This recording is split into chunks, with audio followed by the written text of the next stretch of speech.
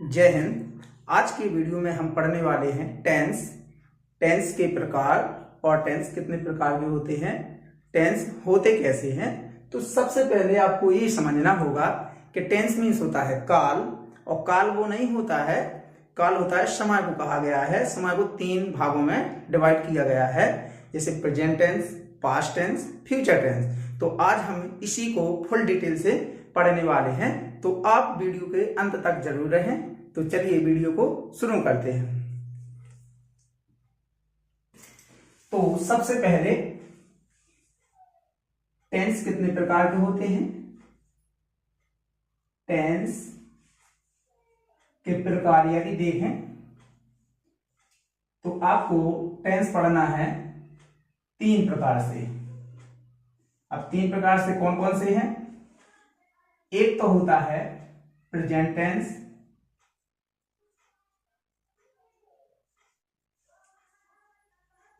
Present, दूसरा होता है पास्ट, तीसरा होता है फ्यूचर। यदि प्रेजेंट की बात करें तो प्रेजेंट मीन्स होता है वर्तमान, और पास्ट की बात करें तो इस मीन्स होता है भूत या बीता हुआ,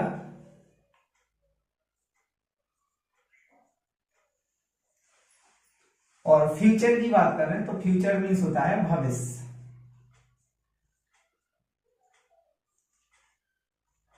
या इसी को बोलते हैं आने वाला कल। समय भी बोला जाता है। तो इनको आपको समझना होगा। अब प्रेजेंट मीन्स होता है वर्तमान, पास्ट मीन्स होता है बीता हुआ, और फ्यूचर मीन्स होता है भविष्य, टेंस मीन्स होता है काल। तो अब इनको पढ़ेंगे तो काल के रूप में 4 प्रकार से इसको पढ़ा जाएगा, और 4 प्रकार को इसको पढ़ा जाएगा, और 4 को इसको पढ़ा जाएगा। तो सबसे पहले यदि प्रेजेंट इंडेफिनिट को पढ़ें,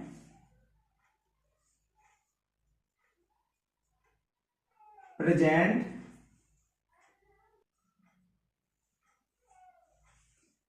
इसको पढ़ना है 4 तरीके से। पहला, दूसरा, तीसरा और चौथा। प्रेजेंट यहां पर लिख देंगे इंडेफिनिट,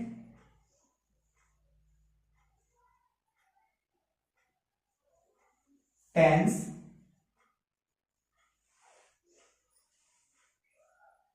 दूसरा हो जाता है कॉन्टिन्यूअस,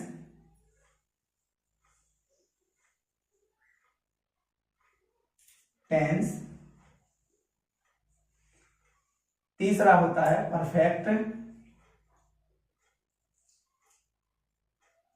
परफेक्ट टेंस, और चौथा पढ़ा जाता है परफेक्ट कॉन्टिन्यूअस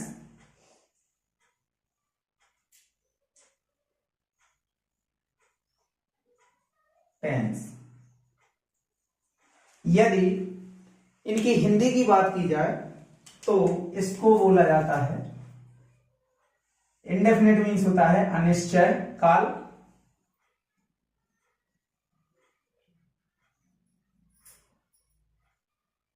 अनिश्चय काल। इसको पढ़ा जाता है कंटिन्यूअस मीन्स होता है अपूर्ण, अपूर्ण काल। और यदि इसको पढ़ा जाए परफेक्ट यानी हो जाता है पूर्ण काल। और इस मीन्स होता है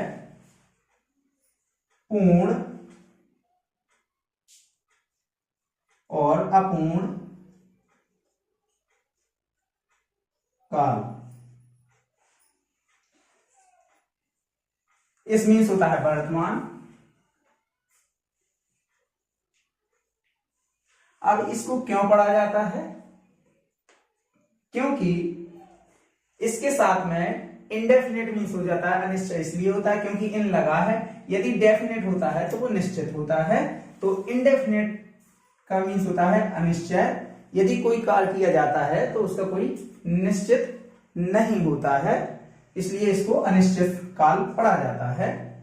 और दूसरे वाले को कंटिन्यूअस टेंस, इसका मतलब होता है जो कार्य कर रहे हैं या जो कार्य किया जाता है वो अभी पूर्ण नहीं हुआ है, वो क्या हो रहा है, लगातार उस काम को करना जारी रहता है। और परफेक्ट में क्या हो जाता है, जिस कार्य को यानी किया है वो क्या हो जाता है, पूर्ण रूप से यानी पूरा हो जाता है, इसलिए इसको परफेक्ट काल या पूर्ण काल कहा जाता है।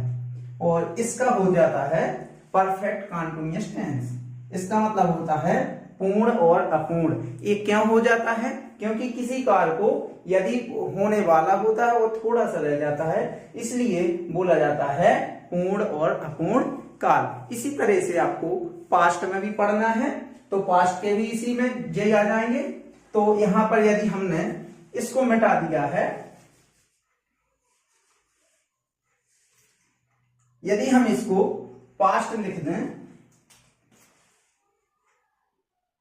पास्ट, तो यहां पर हमको क्या करना पड़ेगा, ये पास्ट में हो जाएगा। अब कौन सा होगा, past indefinite tense, past continuous tense, past perfect tense और पास्ट परफेक्ट कंटिन्यूअस टेंस। इसमें क्या होता है, जो समय निकल गया है उस कार्य से संबंधित इसमें पढ़ाया जाता है। फिर आ जाता है इसका फ्यूचर वाला आ जाता है। तो यहां पर यदि हम फ्यूचर लिख दें, यदि हमने यहां पर फ्यूचर लिख दिया है तो यहां होता है आने वाला या भविष्य बोल सकते हैं आप इसको, क्या बोल सकते हैं, भविष्य। तो फ्यूचर इंडेफिनिट टेंस, इसका मतलब होता है भविष्य में अनिश्चित काल। और फ्यूचर कंटिन्यूअस टेंस, इसका मतलब होता है भविष्य अपूर्ण काल हो जाता है। और फ्यूचर परफेक्ट टेंस, इसका मतलब हो जाता है भविष्य जी अपूर्ण में जे आ जाता है और पूर्ण में जे आ जाता है, पूर्ण में। और भविष्य इसमें आ जाता है जैसे फ्यूचर परफेक्ट कंटिन्यूअस टेंस, तो भविष्य में पूर्ण और अपूर्ण काल इसको पढ़ा जा सकता है या पढ़ा जाता है। तो अब हमको इसके मीनिंग लिखना पड़ेंगे। तो इसके आपको क्या पढ़ना पड़ेगा, रूल। तो रूल में क्या पढ़ोगे आप, जैसे रूल, रूल मीन्स होता है नियम। तो क्या पढ़ेंगे, पहले सब्जेक्ट प्लस हेल्पिंग वर्ब आती है plus main verb plus object plus other word. तो इस तरह से आपको याद होना चाहिए। अब हम इसके क्या करेंगे, सब्जेक्ट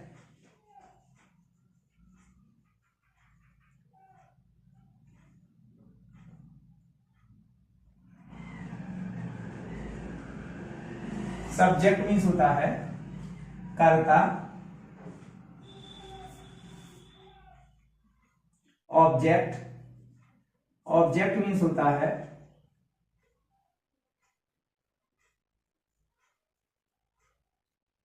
ऑब्जेक्ट मीन्स होता है कर्म,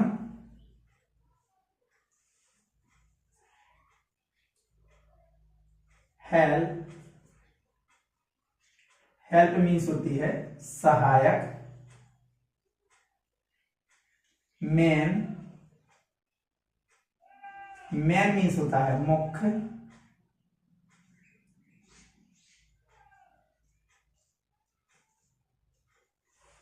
वर्ब, वर्ब मीन्स होती है क्रिया,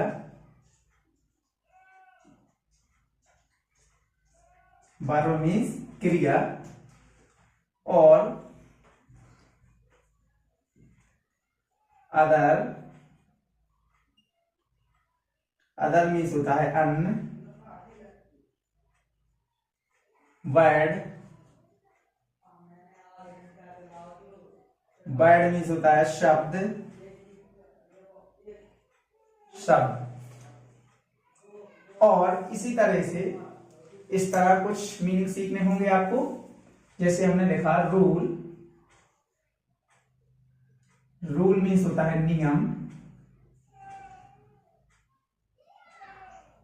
रूल मीन्स नियम। एग्जाम्पल,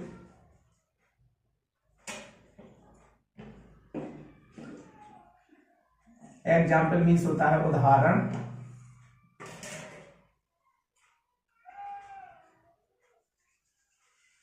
रिकॉग्निशन,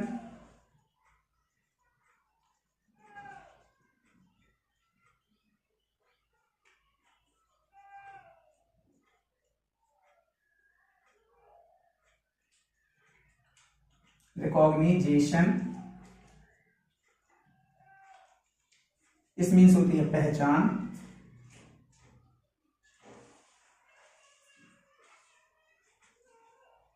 इसके बाद में आ जाता है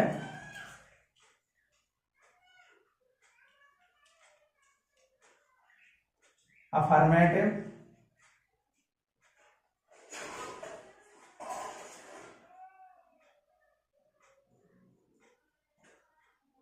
अफर्मेटिव मीन्स होता है सकारात्मक।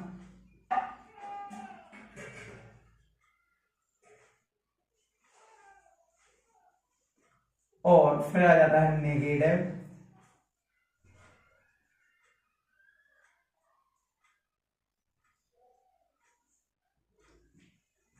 नेगेटिव मीन्स होता है नकारात्मक। फिर आता है इंटेरोगेटिव,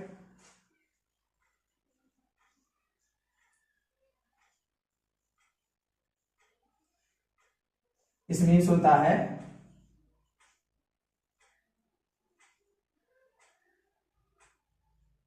इंटेरोगेटिव मीन्स होता है प्रश्नात्मक।